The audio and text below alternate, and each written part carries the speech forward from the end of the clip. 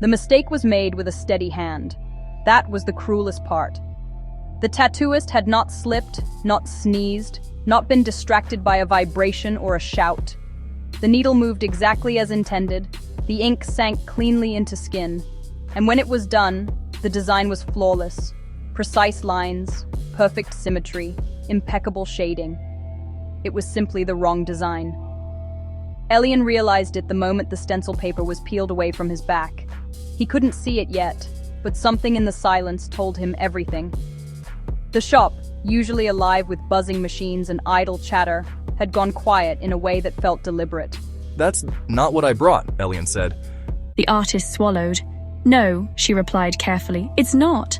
When Elian finally stood before the mirror, he felt the air leave his lungs. Spanning his shoulder blades was an intricate sigil. Ancient, circular, layered with interlocking symbols that looked less like art and more like a diagram.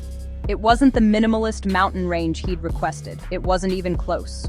"I've seen this before," he whispered, though he couldn't remember where. The artist confessed in fragments. Another client earlier that day. A custom design. A moment of habit overriding intention. The stencil switched. The needle committed. By the time she noticed, it was too late to undo. She offered refunds, cover-ups, laser removal, apologies that stacked on top of each other until they lost shape. Elian said nothing. He kept staring. That night, the tattoo burned, not with the expected soreness, but with a deep, rhythmic heat, like something breathing beneath his skin. When he closed his eyes, he saw the symbols rearranging themselves, rotating inward, tightening. Over the next days, the world began to respond to him differently. People paused mid-sentence when he entered rooms. Streetlights flickered as he passed beneath them. Once, during an argument at work, he spoke a single sentence, and the room fell silent. Not awkwardly, but obediently. He started researching. The design was not a sigil, but a composite. Protective marks layered over invocation circles, over containment glyphs. Not decorative, functional, old. Dangerous enough that most references to it had been deliberately corrupted or erased. It was never meant to be worn. It was meant to be used. The mistake, Elian realized, was not that the tattoo existed, but that it was incomplete. The original design, fragmented across centuries, had been unfinished when it reached the modern world.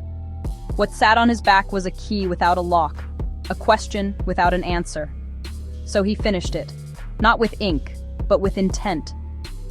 Each edition came through action, a lie told at exactly the right moment, a promise broken with precision, a choice made that tipped a fragile balance. The tattoo responded, lines darkening, curves sharpening, symbols subtly realigning, as if acknowledging his participation.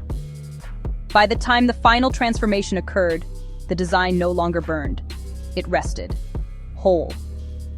Elian returned to the shop one last time. The artist barely recognized him. Something about his posture had changed. Less human tension, more certainty. "I fixed it," he told her calmly. She looked at the tattoo, then staggered back.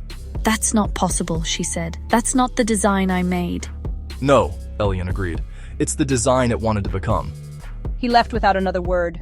The mistake had been accidental, careless, human. The transformation was none of those things. And whatever the tattoo was now, seal, conduit, crown, it had found exactly the bearer it needed.